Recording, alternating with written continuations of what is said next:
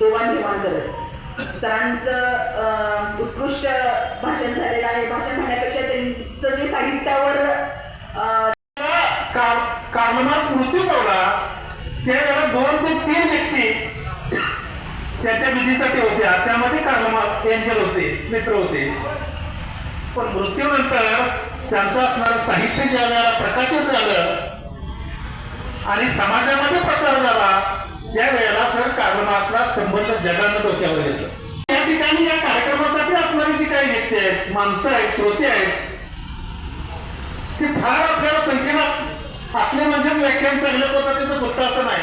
काही ठराविक लोकांनीच जर असणाऱ्या लोकांनी अण्णाभाऊ साठे आणि त्यांचा असणारा विचार, त्यांचं असणारं जीवन, अण्णाभाऊ साठेंनी जगण्याची जी प्रेरणा दिलेली आहे आणि समाजातील असणाऱ्या दुर्बल घटकांना त्याला उभं करण्याची ताकद दिलेली आहे, ती जर आपण करू शकलो तर निश्चितपणानं या समाजाचा विकास झाल्याशिवाय राहणार नाही.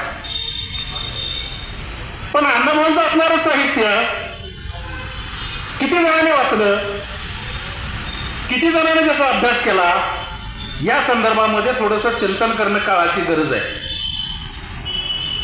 मी जरी अर्थशास्त्राचा प्राध्यापक असलो, मी अण्णाभाऊंचं साहित्य वाचलेलं असलं तरी सुद्धा मला अजूनही 100% अण्णाभाऊ समजलेले नाही. याचं कारणच असं आहे, आपण म्हणतो 1920 ला अण्णाभाऊंचा जन्म झाला. वारणा खोऱ्यामध्ये असणारं वाटेगाव, तिथे असणारी परिस्थिती साहेब आपल्याला माहित आहे. ब्रिटिश कालखंडामध्ये ब्रिटिशांना विरोध करणारी ज्या जमाती होत्या, ज्या जाती होत्या, त्या जातीमधल्या 25 जातींना या ब्रिटिशांनी गुन्हेगार म्हणून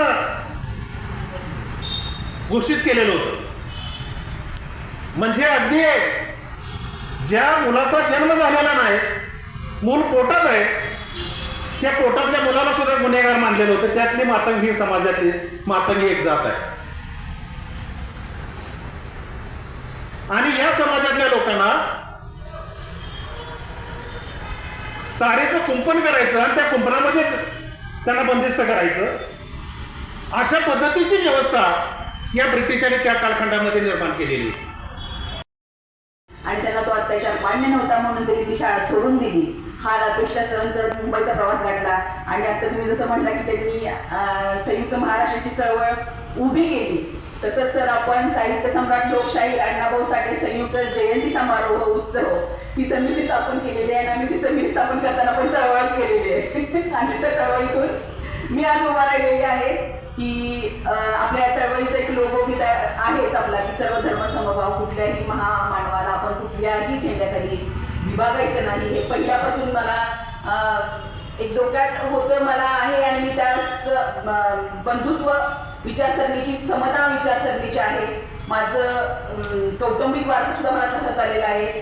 आपल्या मातंग समाजाचे पहिले आमदार तात्यासाहेब भिंगारदेव यांची मी पंक्ती आहे. आणि सगळ्यात महत्त्वाचं म्हणजे पाडेगावचे मांगल्य शिक्षण संस्थेचे आनंद सूर्यवंशी सरांचा वारसा आम्ही इथे जतन करतोय. कारण त्या माणसानं नांदेडवरून येऊन सातारा जिल्ह्यामध्ये पाडेगाव ही मांगल्य शिक्षण संस्था उभा केली. आणि त्या शिक्षण संस्थेमध्ये सर्व जाती धर्माचे अगदी गोरगरिबांची मुलं शिकतायत. आणि त्यांचं एकच उद्दिष्ट होता की प्रत्येक समाजाच्या प्रत्येक माणसापर्यंत, प्रत्येक काय म्हणतात त्याला, अगदी तळागाळापर्यंत शिक्षण पोचायला पाहिजे.